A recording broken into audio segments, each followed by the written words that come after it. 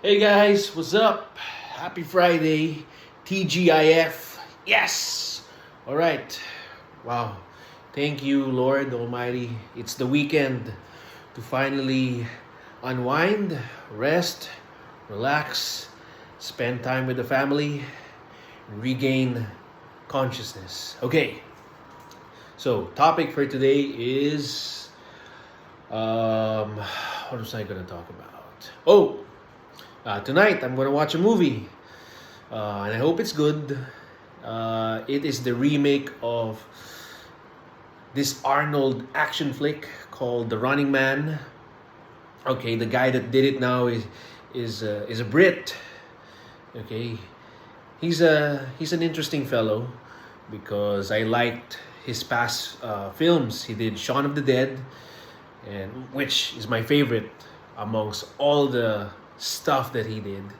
But he also did others like Hot Fuzz and The World's End, and what was the other one? The last the last house on Soho or something like that. Anyways, he directed now The Running Man, and wow, it's pretty entertaining. It looks good.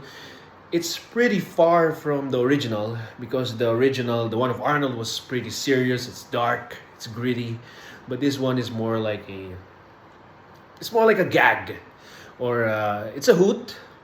It's something you shouldn't take seriously. You just have fun. It has Josh Brolin in it, and I like Josh. Uh, he's a great actor from No Country for Old Men. Um, yeah, so I'll watch that tonight, and if it's good, I will review it on Monday. Okay, and what else? Yeah, last night I just rewatched Heat by Michael Mann. Okay, Michael Mann is my favorite director. I love him. He's one of the great crime and action filmmakers that stays grounded and authentic, and keeping it real always, because the action films now are you know pretty much artificial, and you notice that it's choreographed, scripted. It's not real anymore.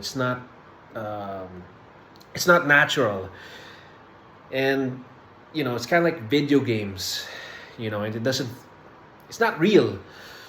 So Michael Mann, he's one of the last few, and of course Ridley Scott, last few that makes violence in cinema realistic and something to care about. Because when you see violence now in movies, it's like it's fun. You hit a guy with a hammer and his head bust open. You see his skull, blah blah blah. But you don't care about the guy that gets hit.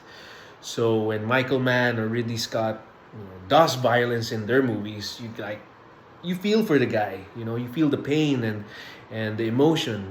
It's and you don't need to show so much. So yeah, the point is, we're at a time of the lack of gritty realism in cinema. So those guys are the last few, and if ever I get the break, I wanna revive that, bring it here. Bring something cool and hard, and something we have to keep going. We have to keep making good films. It's good for the soul. A lot of films now are very soulless. You see it, forget about it.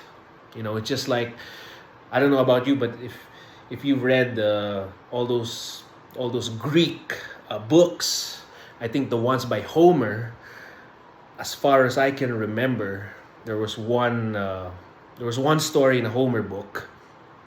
I'm not sure if it was the Odyssey, or Anyways, it's a Homer book where this certain character goes to a river.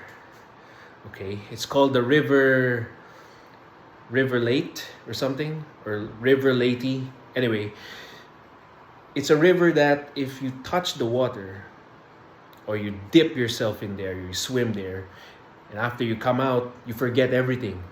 Everything's been wiped out, your memory, everything. So that is the river of forgetfulness. And that's how films are.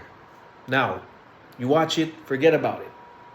There's no legacy, and it's just no soul. So we have to fix that and reshape it.